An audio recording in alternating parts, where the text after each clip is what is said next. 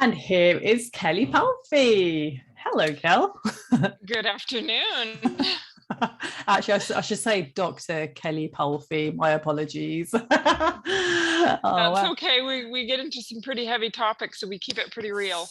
Cool. I like that. Yeah. So tell us where you're calling in from today. I am calling from close to Edmonton, Alberta, Canada. Oh, wow. Canadian. I think, I've had another Canadian on my show. So, oh, it must be colder there now or getting cold. Starting to, we had some snow yesterday that stuck, but it's gone today. Thankfully, it's warmed up. I'm not quite ready for winter yet. No. This is why the autumn's quite good, because it allows us to just prepare, get our mittens ready and Yeah, exactly. It changes really fast here sometimes, but we actually had a pretty decent fall this year. Oh wow, yeah, I know we're in it at the moment. We've got daylight saver ending at the weekend actually, so it's gonna be even darker. Yeah. Lovely England. So but thank you so much for coming on my show. I invited you on because I just feel like there's so much still to be spoken about and so much awareness still to be made on male victims of sexual abuse. And Absolutely. and you're obviously a published author to Men to book, which I hope you can tell us more about that later on in the show. And it would just be great to kind of give us an understanding of your background, history, and what made you obviously write the book. Yeah, okay, I'd love to. Thank you for the opportunity. So as you know, I'm a psychologist now, but prior to becoming a psychologist, I was a police lady. So I worked for the Royal Canadian Mounted Police, which is our federal police department. And I was in their major crimes unit working in the integrated child sexual exploitation unit. Okay. And so we were investigating sex crimes committed, like they refer to it sort of as sex tourism. Also like distribution and production of child pornography, those types of offenses. Yeah. And so we got a few files that were male victims, videos of male victims. Okay. And unfortunately, the file was quite large. Like there was a lot of victims. I think, I can't remember the exact number, but at least 30. And my boss, we were trying to figure out how to pare this down so it was manageable. Yeah. And he said to me, "Don't worry about the boys." And I didn't question that. I know, I didn't question that. Wow. I know, I didn't question it. And then they were training me to be a subject matter expert. And then I went to this lecture. He's a former pro hockey player, and he was one of the first ones that I know of to ever come forward as a male victim. He came and gave us a private lecture, and he started telling us about his abuse by his coach, Graham James, who I believe moved to Europe after he got kicked out of the hockey world in Canada. Okay. So he talked about the reasons he didn't disclose it. And there were things like, this guy held the keys to his career. His career was lifting his family out of poverty. He believed in himself. He knew he had the skill set to go pro. And one of the ones that broke my heart, he talked about the fact that he felt that some of his teammates' parents knew and did nothing. No. And that just blew my mind. Yeah. And so here we were, in this child sexual exploitation unit, and I'm looking at these videos, that was part of my job to investigate them, right? And I didn't recognize that the boys were victims too, because of course they look like they're enjoying it and whatnot. But these are still children. They're not old enough to know what they're consenting to, right? So, and the long-term damage is like catastrophic. So just honestly, I got involved because I was literally thinking like, oh my gosh, if I'm supposed to be the expert and I didn't know this, and now maybe other people might know this, but I didn't recognize it. No. And prior to being a police lady, I'd been in corrections, and I remember wondering like, why are there so many men in prison, like compared to women? And then when Sheldon Kennedy, this hockey player, started talking about his abuse and how he turned to addictive substances, it was just like it was kind of like the lights went on for me, Yeah. I just started to see it. Yeah.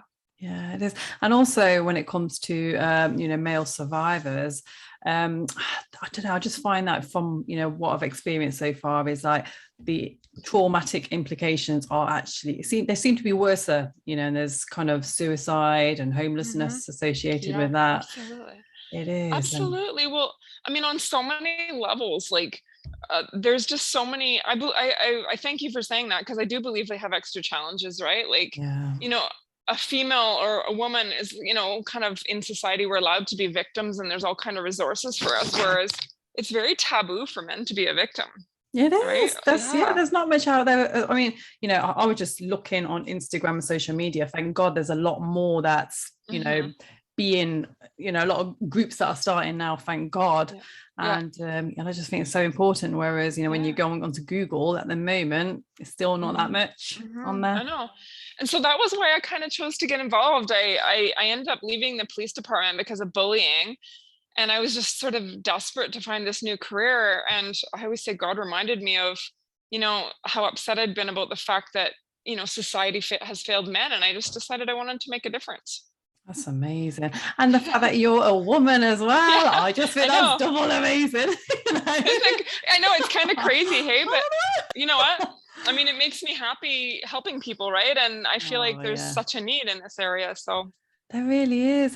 And again, you know, I was telling you about another male survivor that I had on last week, and, you know, the amount that he's having to do just to be heard, I just think, there's so much. Absolutely. And so many people are still criticizing them, saying, you know, well, you know, because I know one of the laws in a state in America, it states that because he was 14 and not 13, then, you know, it was actually consented at the age of 14. Wow. It's just, it is. And meanwhile, it's probably his principal or his teacher or something like that, right? Like somebody in a position of authority or somebody they trust, and they're abusing that position of trust. That's what it is again. And do you think, because I've done a lot on, you know, why abusers become abusers, and, you know, why rapists rape, and it all boils down to just control and power. Do you think the same stands for when it comes to female offenders? You know, I mean, there's a lot of different reasons that people offend, and only one of them is sexual, right? And a lot of them we don't understand. I do think there is a power and dominance. I think, you know, one reason would be power and dominance. Another reason would be, you know, the inability to have, you know, sufficient adult relationships, right? So they go, you know, where they can function, kind of thing, right? You know, maybe they're stuck at a younger level or something, but it's there's a lot of different reasons, but it's sad because, you know, there's such a double standard, you know, like if a boy comes forward, people typically respond like he was lucky, or it was a, you know, coming of age experience or whatever, whereas people never say that to a woman. Oh, you're lucky you had sex with your grade 9 teacher, right? Like, it's crazy. I know, it is, absolutely, that is double standards. And also, you know, when it comes to actually taking their offenders to court, I mean, in your book, do you speak about what happened to the offenders? No, I didn't. I just my book was based on my doctoral research. So, you know, we kind of have to stick into our genre, and I was examining why boys and men weren't coming forward, because again, back to this experience I had in policing, it was like, wow, like this is happening and they're not talking about it. That's the crazy part, right? Like it's like the best kept secret, like most of all kept by the victims themselves, right? They'd rather turn to substance abuse, right? One of the things I talk about in my book is this research that was done out of Iceland, and it was basically these 14 men that had come forward to disclose their abuse, but they only did it instead of killing themselves. Like that was the only reason, right? Yeah, that is really sad. So it's like they get to this place where I'm either going to kill myself.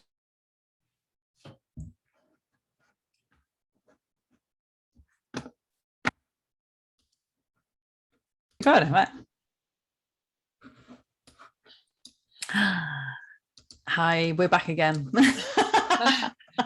Yeah, so we were just talking about like men are 14 times, male victims of sexual abuse are 14 times more likely to complete suicide than a female victim. Oh no, so are these latest stats? Sorry, than the general population, I should say. 14 times more likely to complete suicide than than a non-victim wow, rate. that is crazy. And it's interesting because I've been doing some work on addiction, and also, you know, when it comes to addiction, men are more likely to be addicted because there's something in, you know, did you do studying on the self-control? Right. Do I do studying on it? No, but I was just going to say, like, men are 38 more times likely to overdose to male victims of sexual abuse, right? So is that a suicide, or is it an accidental to overdose? Right. Okay. So yeah, the stats are there. Oh goodness. And so how many males do you think are still not reporting what happened to them? I think it's at least equal to female victims, to be honest. Wow. Oh goodness. Yeah. And so what is it that you've you know, what is it that you're doing out there now to be the change? Well, you know, just doing these podcasts and stuff like that. I'm trying to develop a course for male survivors, you know, for people to become more aware of the issue and for male survivors to have as a resource. I've been reaching out to treatment facilities and whatnot and asking them if they would implement a course on male survivors. And so far I've got a good response. So kind of working on developing those courses. Yeah, just so that there are places for men to go who've been victimized. And that's the start, right? It's about just acknowledging what happened, and then just, you know, learning about what happened. Because I think for me, the education was a big part of my healing as well. Just understanding about trauma, right? PTSD. Right. Yes, absolutely. Oh my gosh, it's so great you say that. I just started developing a course with another friend, and it was all about psychoeducation, about PTSD and how to manage being triggered. And he said, "Oh, I don't want all this stuff. I just want to let people talk about their trauma." And I was like, "Are you kidding me? You're just going to be traumatizing all these men and sending them out there triggered." You know, yeah, triggered. Exactly. Yeah. Oh boy. Okay. Anyway. Yeah, so this is it. And yeah, on top of that, you know, I'm doing my level 7 trauma PTSD course just because I want to understand how you know, how do we combat trauma? How do we heal trauma? Because it's, you know, it's not as easy as just going to counseling. Yeah. Well, and here's another problem too, right? Like I think like what you said is exactly true. People need to understand what their symptoms are, what's going on for them. They need to understand post-traumatic stress, that you know, you feel unsafe, you feel exactly as if this is happening all over again if you get triggered, right? And so how do you manage that, right? To be able to look around and say, okay, I'm safe, I'm just triggered, you know. Men especially, they just place so much of their sense of self-worth and their, you know, just on their ability to cope and to manage their own emotions. And when they can't do that, it just throws them for a loop. It does. Oh goodness. Yeah. And I suppose with men as well, you know, the triggers, they come out in other ways to women. Like aggression is quite big that I've seen.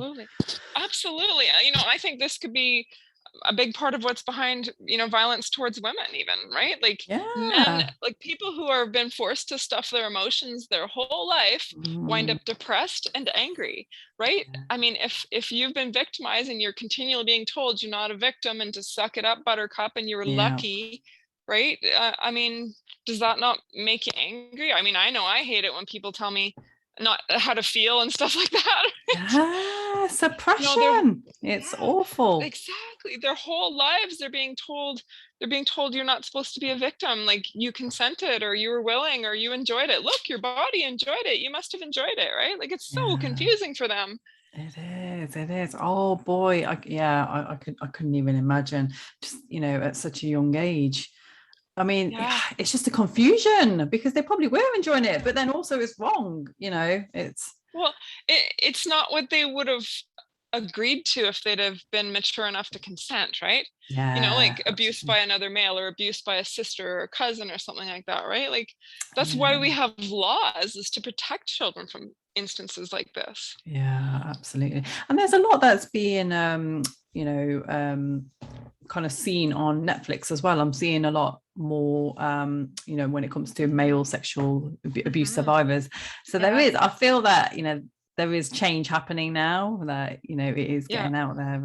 But I think the biggest impact will be within the police force, right? And like, what's your views on that?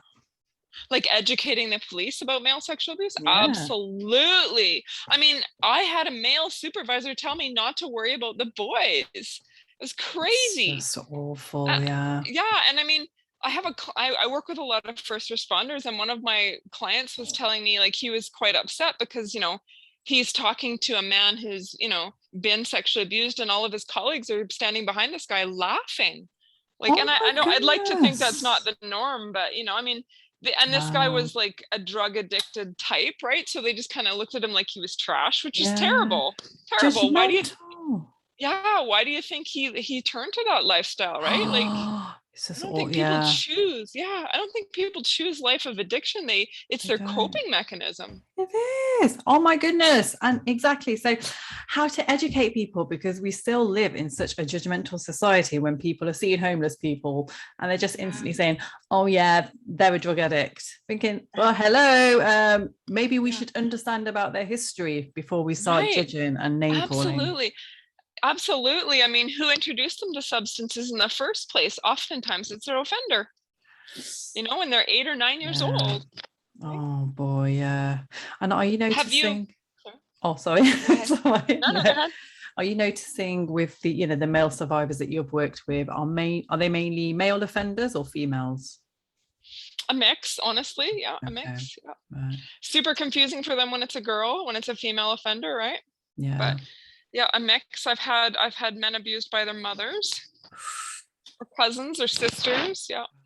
Okay. Yeah. Oh, so do you like, because you know this can be quite traumatizing for people to write.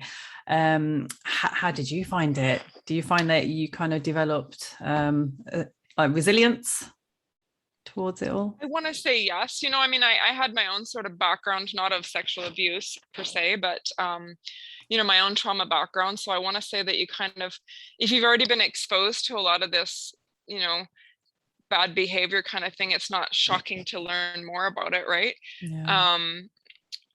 I kind of really just stay focused on the process, right? Because I know that they need to tell their stories. They need to talk about their trauma. So I kind of look at it from that perspective, that it's an honor to be able to sit with them and to be able to challenge their faulty ways of thinking and to educate them about what's going on and stuff. And you know, just to sort of make that space for them so that they can process what's happened in a healthy environment. And yeah, so I really just focus on the process when I'm working with a trauma victim rather than the content so much, if that makes sense. Absolutely, yeah. And that's the sign of pure professionalism. Well, I try. So yeah, I don't know, did you have a question for me, sorry, before we move on to strategies? If it comes back to me, I'll let you know. No problem. Okay, so yeah, so you know, when we are looking at parents and teachers, what kind of strategies have you spoken about? Well, I think early education is really the key, right? So people are so afraid to teach their children about sexual abuse, for example, because they think they're going to traumatize their children. I think the opposite is true. They can prevent it, right? Yeah. So, you know, educating children to use the proper language in regards to their genitals and stuff like that, educating them that, you know, people might try to touch you there. And if they do, you have to let us know. Yeah. And just, you know, educating them, even, you know, when it's age appropriate, you know, about grooming, for example, that, you know, not everybody who seems nice is nice, right? But exactly. Right? Because, you know, over 90% of abuse is perpetrated by someone they know and love.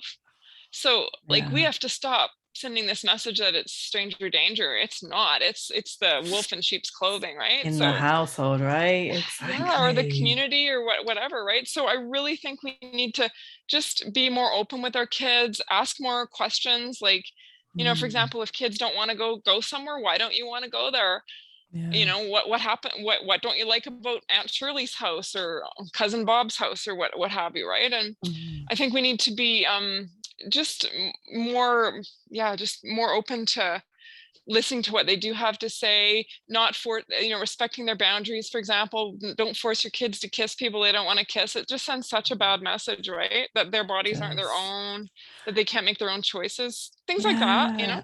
Oh wow, it's so interesting because this morning as well, I had a few interviews that popped up on my newsfeed on my Facebook, and they were actually Michael Jackson interviews, and I was like, that's a bit bizarre. Seeing that I'm about to do a talk with you, Yeah, and yeah. I was just so, because obviously we all love MJ. He's just an absolute star, and I think a lot of us, it was quite uncomfortable to listen to the allegations made against him, but and again, even that, just by looking at him, he's so sincere. And they were questioning him and interrogating him about the fact that he had 2 kids in his bed, who weren't related to him. And he said, well, I used to sleep on the floor in the sleeping bag. And they were like, well, why were they in your room? And he said, because they were orphaned kids and I was offering them my love. And I just thought that was so cute. But no, not cute. I don't know. I'm in 2 minds about him. Yeah, I'm sorry. Have you ever watched the other documentaries, The Living Netherland? Not yet, no. I think I need to. Yeah, I would. They're pretty authentic sounding too, right? Right. Okay. Yeah. I mean, and from my experience being a police lady, like his answers were perfect. I just love kids too much, right? Like Oh, that's that's interesting. that's like a screaming red Red flag, right? flags, But really. Oh, well, there you go. Oh, wow. yeah, I'm sorry though. I know Okay. it's heartbreaking when you have a hero, right? Or somebody that you adore, not a hero, Well, but yeah, but I just remember his songs, and that's kind of my memory of him. So just by him coming up now, I was thinking, wow, this is interesting. But I just think that's all yeah, the algorithms, probably because Facebook knew that you were coming on, yeah, and they were like, here you yeah, go, yeah, something to yeah, talk yeah, about. yeah. Well, I'd be interested Interesting. to talk again if you watch that Yeah. documentary. What? Sorry. It's okay. Oh no, I'm gonna have to watch that tonight now. Oh, yeah, Educational it's purposes. yeah, exactly, absolutely. Oh wow. Um, And how? yeah, sorry, one more thing there. You were asking what should parents do. I think a really Yeah. big thing too is like trust. If you have like an instinct that says something's not right, you have to trust it and investigate that, right? Yeah. Our guts can perceive things that our brains can't make sense of. Ah, interesting. Yeah, it is normally the intuition, right? Yeah. Yeah, and energy don't lie. Yeah. Well, they say that our brains can process information faster than our eyes can. So we might pick up on something but not really make sense of it visually, but yet our guts kind of perceive things sort of subconsciously, if you will, that our brains just don't quite make sense of. So it's really important to trust that gut instinct. Okay. And also it's with kids as well. You can kind of tell if the kid's not acting, the normal self. So again, what kind of signs would you be looking out for? Well, just to put words to what you just described, like, a radical change in behavior, right? Like when they're all of a sudden acting a different way. I mean, I think a lot of parents would quickly chalk that up to, oh, they're just growing up or they had a rough day or whatever. Not always the case, right?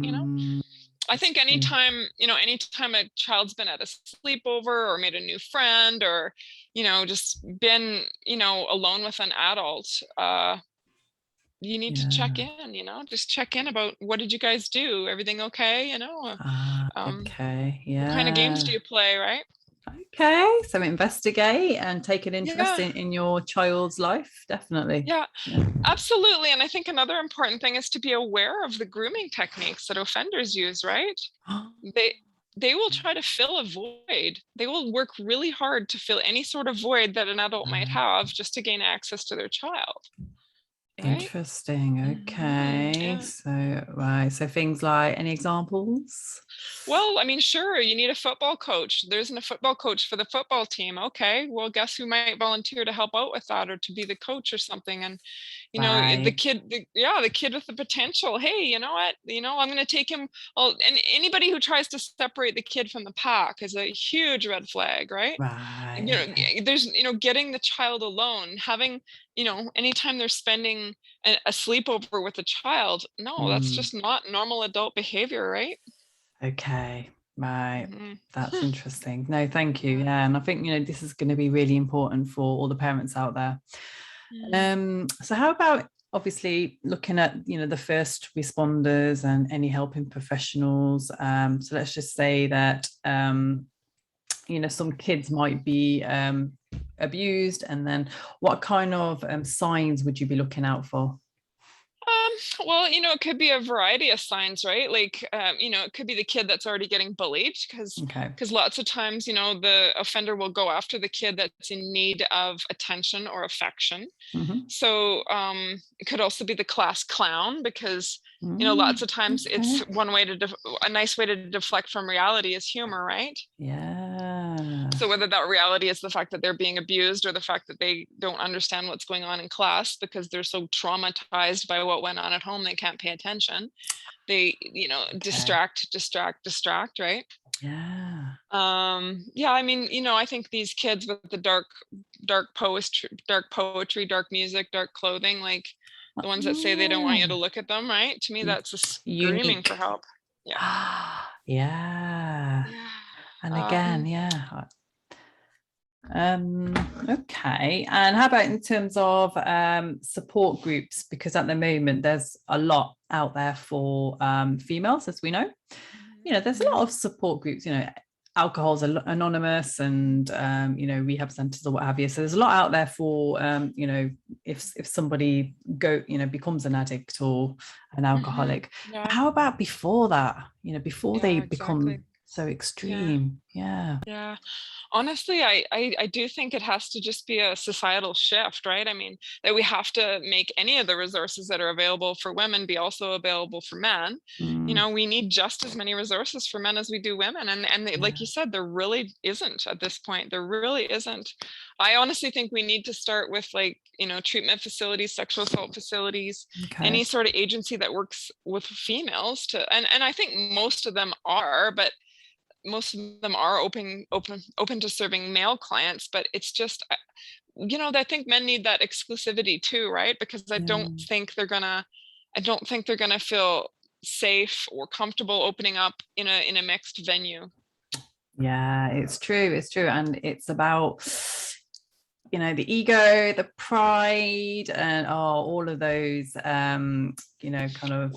Well, I mean, yeah, but it's also about just the way we as women have put men on this ridiculous pedestal that they're not supposed to have, access to the same emotions and stuff that we do, that they're supposed to be strong and resilient and always able to handle themselves and, not need help. And that's ludicrous. Like, what child should be left to navigate a sexual abuse by themselves, right? Like, exactly. And then these boys grow up to be men, right? And they wind up, instead of having dealt with their abuse properly, they wind up completely emotionally avoidant, maybe angry, workaholics, using substances, or completely shut down and avoiding it. Yeah, exactly. Yeah.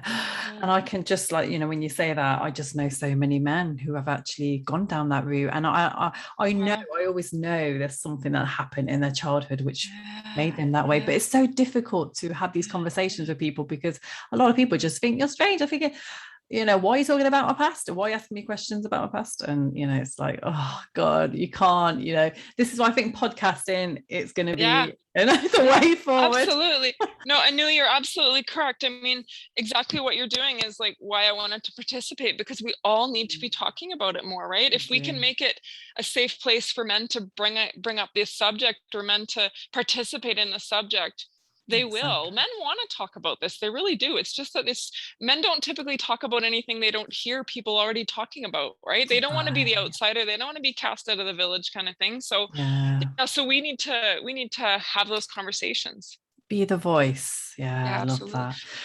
So, I love the language you just used too. You said, like, what happened to you? That was what I wanted to mention before. Okay, yeah.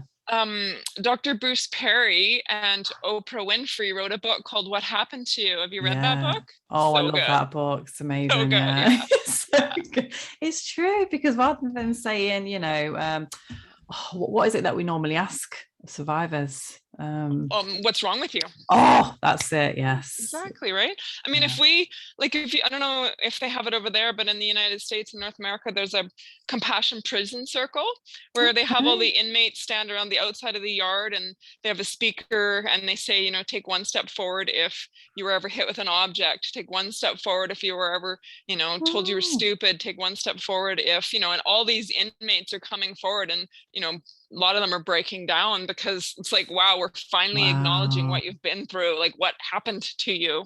Finally, yeah, it's true. So all, I guess, if any workaholic or anyone who's just obsessed or addicted to, because some people, they're so obsessed with their body as well. Sometimes I Oh, think, wow, absolutely. where does that Excessive stem from? weightlifting. Yeah, exactly. Well, Yeah. this, I believe, like there's a desire to prove their masculinity either to themselves or Mm, to everybody else, right? So it's that's also a true. good distraction and produces those positive endorphins for them. So yeah, Yeah. excessive weightlifting, excessive like extreme sports, Mhm. absolutely great distraction from reality, right?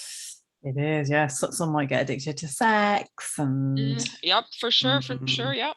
Trying so to prove to themselves that they're heterosexual or trying to rewrite their own stories, right? Like if I yeah. can just, relive those sort of circumstances, but under different circumstances, I can, erase that memory, but it's just not true. It's no more true than it would be for a woman. Yeah. So what would be your advice then if we do have any man out there who has been abused and who hasn't told anyone yet? Well, I think it's important to be able to talk about it. I mean, not to sound arrogant, but I do recommend my book because it's meant to Oh, good. validate men who've been victimized, right? Yeah, Excuse me. absolutely. It's meant to support them. And there are all kinds of resources listed in my book that men can access, if something's hitting home with them. Okay, if you want to read more about that, here's another book that talks Oh, more about brilliant. that kind of thing. Okay. Yeah, getting in touch. There are male survivor organizations in different parts of the world, but yeah, I mean, honestly, like a trained trauma therapist, you Mm, know, I kind of recommend, just different ways on how to bring it up to people that, they might want to, prepare people. Hey, I got something I need to talk about. It's going to be hard for you to hear. It might be hard for you to understand or believe, but I need you to know how much it impacted me, that kind of thing. Just ask them for that special attention and special, consideration that they might not normally get. okay. Yeah. So, And I mean, and oh yeah, I was going to say, because you've also got your social media sites as well. yeah, absolutely. Yeah. Yeah. So do you have a lot of support going on there in the Well, I do groups? post some of my blogs and stuff like that, but my primary focus has been my book and, like I say, trying to develop some courses for male survivors right now. So stay Brilliant. tuned. Yeah, Yeah. stay tuned. Yeah. And myself and a colleague are just in the latter stages of publishing some books for parents to be able to read to their kids Brilliant. because, the conversations are tough. It's tough to talk Mm, to your children about grooming. So yeah, it we've got a is. couple children's books that you'll read to your children and then just Ah. talking points. Oh, I so need that because my little boy's 3 now, and just sometimes he likes to run off when we go shopping. And just Yeah. yesterday, I just had to try and make him understand that, that he can't go running off. He can't, you can't be out of sight of me because there's some mean people out there. And sometimes it's so difficult to say that because you don't want to blow Yeah. their bubble, Yeah, just they're so yeah, innocent. absolutely. Yeah, absolutely. Right, for sure. Oh wow. So Yeah, I can't imagine. It must be very scary. especially as a survivor myself now, the Yeah, abuse started when I was 3 and now yeah, my yeah, son's 3, so it seems yeah, to all yeah, all these yeah, emotions, and they say absolutely. you kind of like they kind of inherit that from you as well. Well, Just they do say that there can be some trauma passed through the mm, generations, okay. right? But yeah, I think we can take steps to sort of Mm, create the healthiest environment possible and safety yeah, for the next generation, right? I absolutely, mean, yeah. our generation, we didn't talk about this, so No. I think we're the first generation that's making it okay for men to come forward. Wow, fantastic. You Mhm. are doing an amazing job out there. Thank And you. Well, thanks yeah. for the opportunity. No, thank you so much. Honestly, it's been such an enlightening conversation, and just to hear another survivor, talking about male survivors, Mhm. there needs to be more of us out there. And Yeah, absolutely. yeah, Mhm. so really thank you. And listeners, please do check in, and I guess they can contact you if they have any questions. Sure. Yeah, on my website, kellipalfy.com. Excellent. Right. And I will add the links on the profile or the bio if you're listening to this on podcast or watching this on YouTube. Hope you did enjoy today, or enjoy probably is not the best word, probably. Hope that you found it useful. Yeah, I love that. Yeah, absolutely. Yeah. And I hope you learned a thing or two, because I sure did. Okay. All right. Yeah. I know. Well, thank you. It is a tough subject, so I just thank you for shining some light in this, and I'm sure the men who need this to come to the forefront are appreciative of it too. Oh, perfect. That's lovely. So thank you so much, listeners and watchers. We love you, and stay tuned for the next podcast. And yeah, we'll see you next time.